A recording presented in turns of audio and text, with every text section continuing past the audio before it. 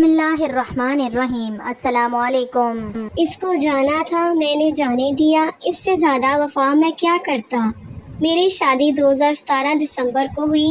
شادی گھر والوں کی پسند سے ہوئی تھی۔ جس لڑکی سے رشتہ لگا تھا میں نے اسے دیکھا نہیں تھا، نہ ہی کبھی اس کی آواز سنی تھی۔ مجھے بتایا گیا لڑکی دعوت اسلامی کی ہے، عالمہ کا کورس کر رہی ہے، پردے کی پابند ہے۔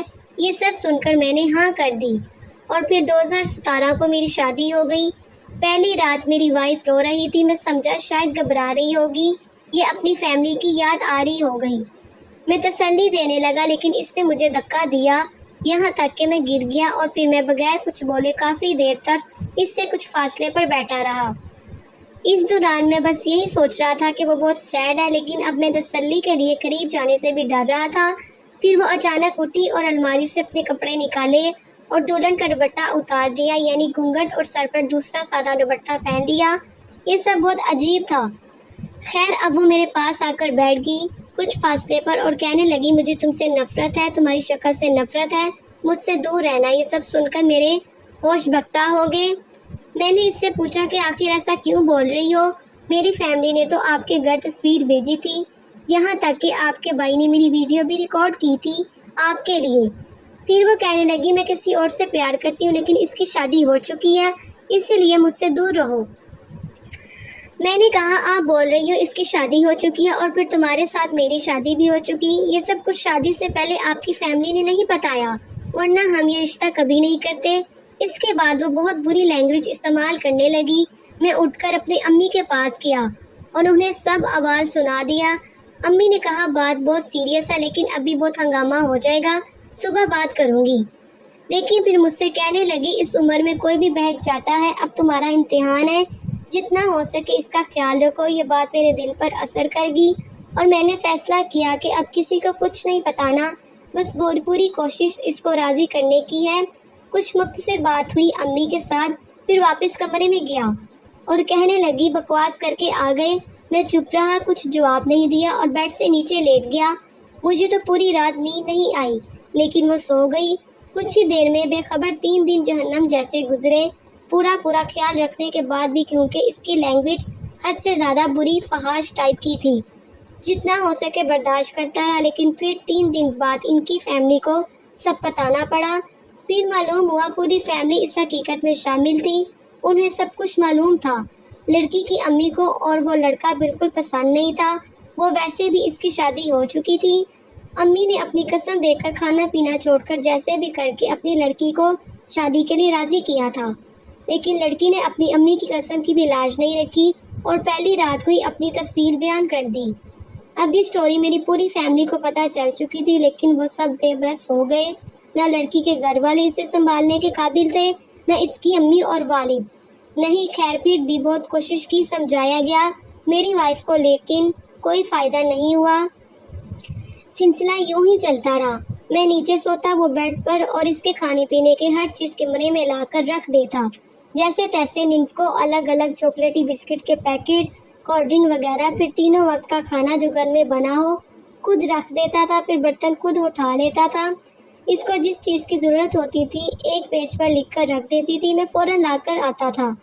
میں بس رات دن اس کی کوشش میں رہتا تھا کہ مجھ سے کوئی غلطی نہ ہو، ہر چیز کا خیال رکھتا۔ وہ جس سے پیار کرتی تھی اس لڑکے سے باتیں کرنے لگی، فون پر میرے سامنے کرتی رہی، پیار محبت کی باتیں سب کچھ برداشت کیا، ایک لفظ نہیں بولا۔ کبھی بس ایک بار بہک گیا، وہ بہت بے خبر سوتی تھی، دوپٹہ نہیں تھا، میں برابر میں لیٹ گیا اور اس کے قریب ہونے لگا۔ میں نے اسے چھونے کی کوشش کی، اس کی آنکھ کھل گئی۔ پھر جو کچھ اس نے میرے ساتھ کیا وہ تو لکھ نہیں سکتا، لیکن پھر بھی المختصر گالیاں تھیں، حد سے زیادہ بری۔ اس نے مجھے مارا بھی، بس اس سے زیادہ لکھنا مناسب نہیں۔ میں نے یہ بات کبھی کسی کو نہیں بتائی، آج تک نہیں بتائی، اور شاید کبھی بھی نہیں بتا سکوں۔ اس کے ساتھ 3 مہینے گزارے ایک کمرے میں، اور پھر وہ چلی گئی ہمیشہ کے لیے۔ اس لڑکے نے اپنی وائف کو طلاق دے دی اور میرے پاس بھی خلا کے پیپرز آ گئے۔ ہم نے وکیل سے مشورہ بھی کیا، اس نے یہی کہا کہ وہ بھی وکیل کر لیں گے، کیس سالوں تک چلتا رہے گا۔ اگر وہ رہنا ہی نہیں چاہتی پھر زبردستی رکھنا مناسب نہیں۔ سائن کرو، جان چھڑاؤ، کورٹ کچہری کے چکر میں مت پڑو۔ اس کی بات صحیح لگی اور میں نے خلا کے پیپرز پر سائن کر دیا۔ پھر گھر والوں نے بہت کوشش کی میری شادی کروانے کی، لیکن میں نے فیصلہ کر لیا اب شادی نہیں کروں گا، اور پھر میں نے کبھی شادی نہیں کی۔ مجھے یقین ہے میرے مرنے کے بعد میری فیملی اس سے ضرور پڑے گی، اسی لیے میں انہیں بتانا چاہتا ہوں کہ میں نے شادی کیوں نہیں کی۔ جب میری شادی ہوئی، ایک ماہ میں میرا خرچ 45,000 ہوا، دوسرے ماہ میں 30,000، تیسرے 55,000، جبکہ میری کمائی 1,800 روپے تھی۔ مجھے احساس ہو گیا تھا کہ شادی کے بعد میں اپنی بیوی کو وہ خوبصورت زندگی نہیں دے سکوں گا جس کا میں نے برسوں سپنا دیکھا، اور نہ ہی اپنے بچوں کو بہترین معیاری زندگی دے سکوں گا۔ کچھ سال زندگی کے شاید اچھے گزر بھی جائیں، لیکن بعد میں پریشانیاں ضرور آئیں گی۔ اللہ پر بھروسے کی بات درست ہے، لیکن پھر بھی میں نے یہ فیصلہ اس لیے کر لیا کہ نہ میرے پاس تعلیم ہے، نہ کوئی اچھا ہنر، اور یہ معجزات کا دور نہیں۔ اس بات پر بھی یقین رکھنا چاہیے۔ کوئی بات نہیں، اگر میں نے شادی نہیں کی، دنیا میں بہت سے لوگ ہیں جن کی شادیاں نہیں ہوئی۔ مشکل ضرور وقت تھا زندگی گزارنا، لیکن اب ممکن نہیں تھا، مضبوط تھا، اسی لیے مشکل راستہ چنا۔ خیر، جو نصیب میں تھا وہ ہو چکا۔ یہ بہتر ہی ہوا، وہ کسی اور کی امانت تھی اور جلدی چلے گی۔ ہم دونوں نے مل کر زندگی کی آزمائشوں کا سفر ساتھ نہیں کیا، بس یہی وجہ تھی، بہت سوچ سمجھ کر فیصلہ کیا تھا۔ ایسا بالکل بھی مت سوچنا کہ میرے ساتھ بہت برا ہوا، اور یاد رہے اس وقت تم لوگوں سے زیادہ اچھی جگہ پر ہوں۔ انشاءاللہ ہم دوبارہ ضرور ملیں گے، مایوس مت ہونا۔ فی امان اللہ۔ مجھ سے واقف تھا، نہ واقف میرے جذبات سے تھا، اس کا رشتہ تو فقط اپنے مفادات سے تھا۔ اب جو بچھڑا ہے تو کیا روئیں، جدائی پہ تیری ہی اندیشہ ہمیں پہلی ملاقات سے تھا۔ اگر ہماری ویڈیو پسند آئے تو ہمارے چینل کو سبسکرائب کریں۔ ملتے ہیں نیکسٹ ویڈیو میں۔ اللہ حافظ۔